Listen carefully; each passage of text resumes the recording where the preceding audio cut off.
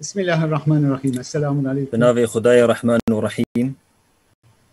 Benim için bu kadar çok seydanın içinde bulunmak gerçekten de büyük bir mutluluk ve şeref. Yani ez dinaveyna van ew qasa seydaya deme ev ji min re kêfxweşiyekî pir mezin e.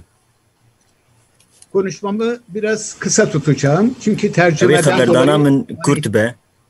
Lewra tercüme jî heye. Ew ê bê tercümekirin bi bal kurmancî ve.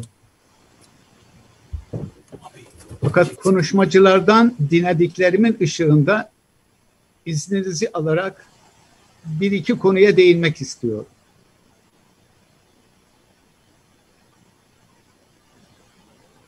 Hocalarımızdan biri buna değindi. Ama ben tekrar değinmek istiyorum.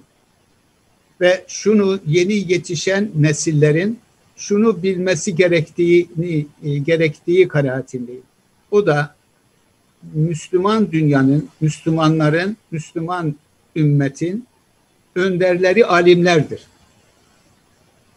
Biz aşağı yukarı 100 yıldan beri, bir asırdan fazladır bu önderliği entelektüeller götürmektedir. Bu bizim düşünce geleneğimize, Resulullah'ın aleyhissalatü vesselam'ın bıraktığı mirasa ve onun buyurduğu hadislerden gösterdiği gibi ona uygun bir şey değildir. Dolayısıyla alimlerimizin, seydalarımızın bu önderliği hiçbir zaman bırakmadıklarını biliyorum. Ama daha kuvvetlice buna sarılıp entelektüellerle gerektiğinde daha çok tartışarak bu önderliğin sürdürülmesinin bizim geleceğimiz açısından çok önemli olduğuna inanıyorum. Siz seydalar gibi dünyaya bakamıyoruz çünkü öyle bir eğitimden gelmedik. Fakat bizim gördüğümüz bazı şeyleri ise seydalar kusurumuza bakmasın, göremiyorlar. Esas meselenin kendisi budur. İşte tam da bunun için belki oturup daha yoğun bir şekilde, daha derinliğine konuşmamız gerekiyor. Mesela az önce özgürlük dedik. Özgürlüğün ideolojik bir inşa olduğunu konuşmamız gerekiyor. İslam'da özgürlük vardır, hürriyet vardır demekle bu iş bitmiyor. Onun Batı'ya ait bir inşa olduğunu, ideolojik bir inşa olduğunu, dolayısıyla bunun tahlil edilmesi gerektiğini, neden bizim bazı konularda onların dediği şekilde rahatça ya da özgürce konuşamayacağımızı anlatmamız gerekiyor.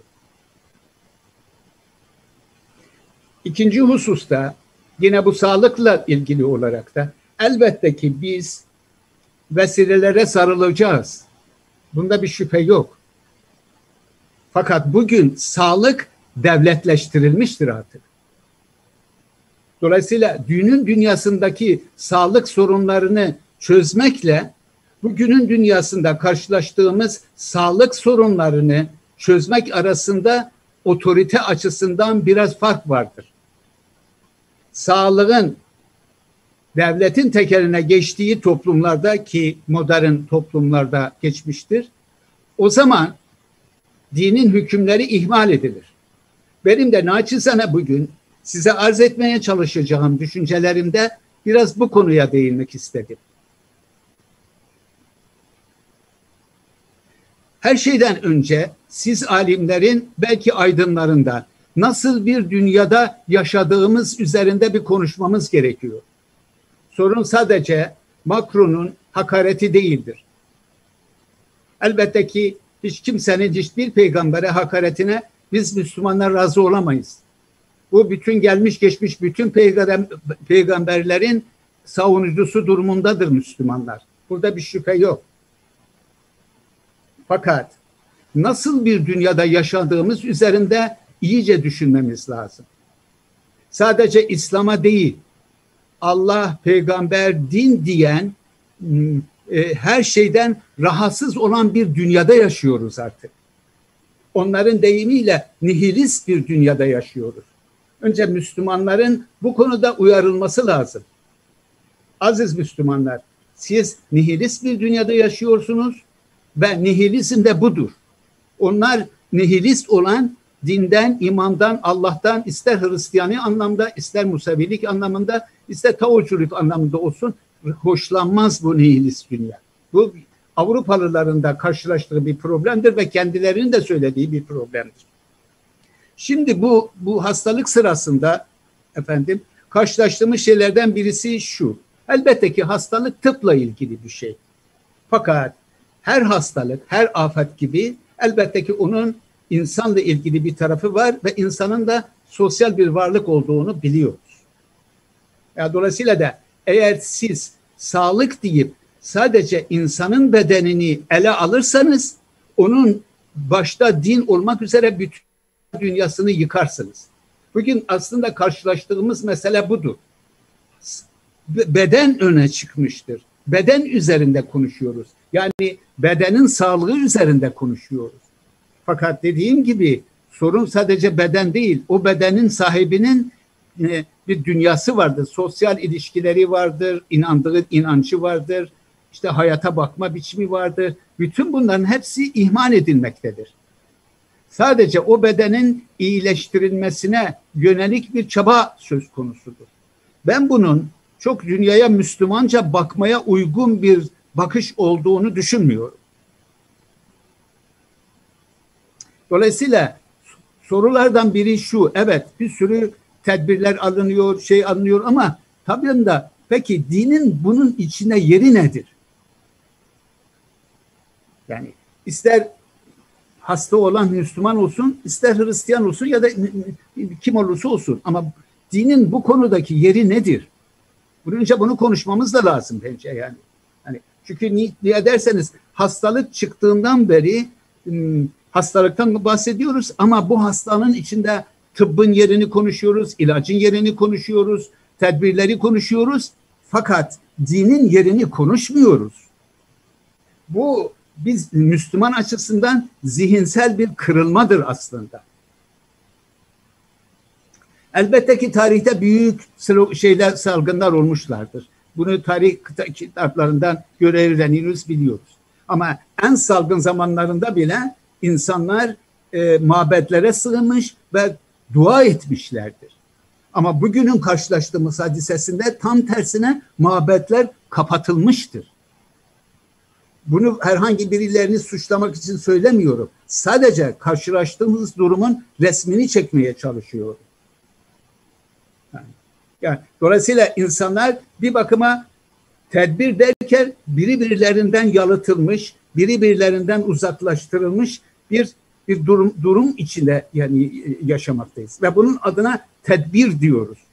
Gerçekten bunun ne kadar sağlığımızı koruduğu hakkında da çok bilgi sahibi değiliz. Çünkü hastalık hakkında da bir bilgi sahibi değiliz aslında. Çok şey söyleniyor ama yine de bir belirsizlik var. Tam da bu çağımıza uygun bir şey yani. Çağımız da belirsizlik çağı, hastalık da belirsizlik çağı. Ve esas önemli şeylerden birisi de şu, tarihin belki de en ölümcül silahlarına sahip bir dünyada bir virüs insanlarla muazzam bir orantısızlık içinde bence yapıyor, meydan okuyor. Bu da önemli. Çağımız insanı için bence bu da çok önemli bir şeydir yani. Çünkü burada bir virüs var ve bir dünyanın belki de dünyayı 10 kat yok edecek ölümcül silahlara sahip bir dünya var ve bunun arasındaki bir gerilimi yaşıyoruz biz. Efendim. Dolayısıyla bugün insanlık tıbbın kontrolü altına, kanatları altına alınmış bir süreci yaşıyor. Yani ama dediğim gibi daha önceden insanlar dinin şemsiyesi altına girerek bir çare arıyorlardı. Bu tedbirleri ihmal etmek anlamına gelmez. Yani biz genel olarak dikkatimizi vesilelere çekiyoruz ama insanlar dünün dünyasında da insanlar vesilelere yine sarılmışlardı. Ama yine de yani kurtuluşun geleceği kaynağın mabetlerde Allah'a yalvararak aramışlardı. Oysa bizim bugün kapatılmış mabetlerin haricinde sadece sağlık üzerinden teslim devletin ve de sağlık paradigmasının teslim aldığı bir insanlıkla karşı karşıyayız. En azından yaşadığımız ülke açısından konuşursak yani.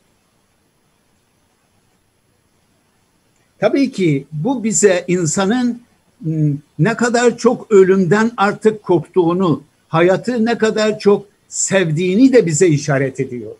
Eğer biz bu kadar ölümden korkmasaydık, sağlık paradigması, tıp bizi bu kadar şemsiyesi altına alıp istediği gibi güdemezdi. Dolayısıyla burada bir itikatla da ilgili bir sorunumuzun olduğunu galiba hatırlamamız gerekiyor diye düşünüyorum. Efendim. Üstelik bugün dünyada hastalıkla ilgili insanlar aşağı yukarı aynı dili konuşuyorlar. Yani nedir bu? Sağlığın dili, iktisadın dili ve siyasetin dilidir. Tamam da dinin dili nerededir? Eğer biz Müslüman olarak konuşacaksak o zaman dinin dili nerededir? Bunu da gündeme getirmemiz lazım. Acaba biz Müslümanlar kendimize ait bir dil inşa ederek bu meseleleri konuşabilir miyiz? Elbette ki sağlığı, vesileleri ihmal etmeden, iktisadı ya da siyaseti her neyse ihmal etmeden, ama acaba biz Müslümanlar kendimize ait bir dil inşa edebilir miyiz? O dil üzerinden konuşabilir miyiz? Ben bu sorumluluğun birinci dereceden alimlerimize ait olduğunu düşünüyorum. Çünkü ben kişisel olarak konuşursa ben öyle bir eğitimden gelmedim. Benim gücüm de yani yetkinliğim de birikimim de buna el vermez. Dolayısıyla da bu birinci dereceden alimlerimizin sorunudur. Ama bu alimlerimizi belki de bu konularda tartışmaya davet ederek belki bu sorunu biraz çözebiliriz yani. Yani elbette sabır göstereceğiz. Allah'tan tevekkül geldi diye tevekkül edeceğiz ama mesela aynı şeyler depremde de böyledir. Sadece jeoloji mühendisleri konuşuyor. Deprem ustaları konuşuyor. Ve biz onlar konuştukça, onlar insanın sağlığından bahsettikçe insanlar da dinden uzaklaşıyorlar. Burada enteresan bir şey var, bir çatışmacı bir ortam vardır diye düşünüyor. Yani. Kısa kesmeye çalışıyorum çünkü konuşmam biraz uzun ama vaktimiz de azdır. Şunu söylemek istiyorum. Elbette ki hastalığın çaresi bulunacaktır. Fakat hastalığın çaresini bugün bazıları öyle diyor. Yani din diyorsunuz ama neticede bilim bunun çözmesini çözecektir. Sorun bu değil. Sorun hastalığın asli sebebini hatırlayabilmektir. Bize bugünkü bilim bunu hatırlamamamız için çaba sarf ediyor. Ya da bugünkü kültür ya da bugünkü anlayış, bugünkü zihniyet dünyamız bize bunu hatırlatmıyor. Hatırlatmak için de hatırlamamamız için de çaba sarf ediyor. Dolayısıyla bu Müslüman zihnin hadiseyi İslam'dan uzaklaşarak bakması demektir. Biz bunun üstesinden gelmemiz gerekir diye düşünüyorum. Genel olarak iktisadi bir krizin olacağından korkulmaktadır. Eğer sonuçları itibariyle konuşursak, bildiğim kadarıyla 5 dakika vaktim var efendim. Evet, dünyada insanların ölümünden bence korkulmuyor. Esas korkulan ekonomik sistemin çökmesidir. Çünkü modern ekonomik sistem, modern toplum ekonomik sistem üzerine kurulmuştur. Onu yaşatan dini bir güç değildir. Toplumun değerleri değildir. Yani hatta bir özgürlük tutkusu da değildir. Esas onu yaşatan ekonomik sahiplerdir, ekonomik unsurlardır, ekonomik ideallerdir diyelim. Dolayısıyla da sistemin en çok korktuğu bence insan ölümleri değil. Yani ekonominin çökmesidir. Bir ihtimal var mı? İhtimal vardır. Eğer bu iş uzarsa yani öyle bir ihtimalda kişi edebilir. Zaten aşağı yukarı batıdaki paradigma geldiğimiz noktada bu hadiseyi taşıyıp götürecek durumda değildir. Yani biraz da onun bu içine düştüğü çaresizlik de burada söz konusudur. Bazıları diyorlar ki ulus devlet siyasi sonuçları açısından baktığımızda ulus devlet güçlenecek. Bazıları da diyor daha çok totaliter olacak uygulamalarıyla. Bazıları da diyor gevşeyecek. Ama uzun zamandan beri ulus devlet zaten postmodern dedikleri bir tarihten itibaren ulus devlette ciddi bir ilkelerinde çözülme vardır. Çünkü toplumun değerleri çözülmektedir. Esas biraz sonra değinmeye çalışacağım inşallah.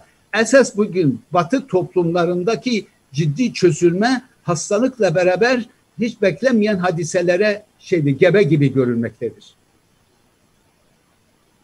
Bazıların dediği gibi yeni bir tüketim ve üretim biçimi çıkmayacaktır ortaya.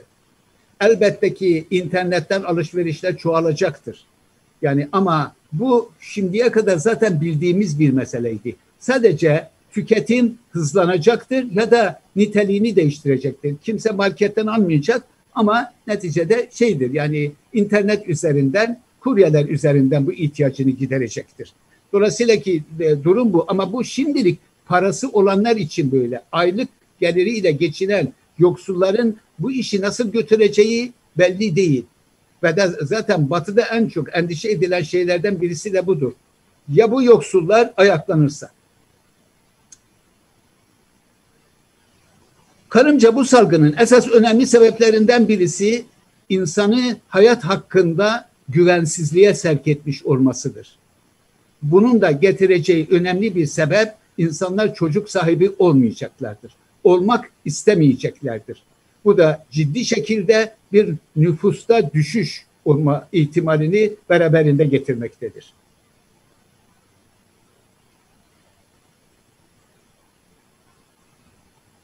İkinci hususta bence önemli getireceği değişikliklerden birisi de iş yerinin evlere taşınmasıdır. Bence burada da iki önemli değişiklik meydana gelecektir. Ev hayatı, iş hayatı iktisadi bir hayata dönüşecektir. Yani en çok konuştuğumuz meselelerden birisi özel hayat ile kamusal hayat birbirinin içine geçecektir. Ve iş hayatının ekonomik endişeleri, ekonomik idealleri özel alanı, mahremiyeti yiyip bitirecektir. Dolayısıyla da zaten çözülmekte olan aile ekonomize olacaktır ve bunun neticesinde de mahremiyet hepten ortadan kalkarak ekonomik bir bütünlüğe dönüşecektir diye düşünüyorum. Bu da bence önümüzdeki şeylerin getireceği şeylerden, değişikliklerden birisi bu.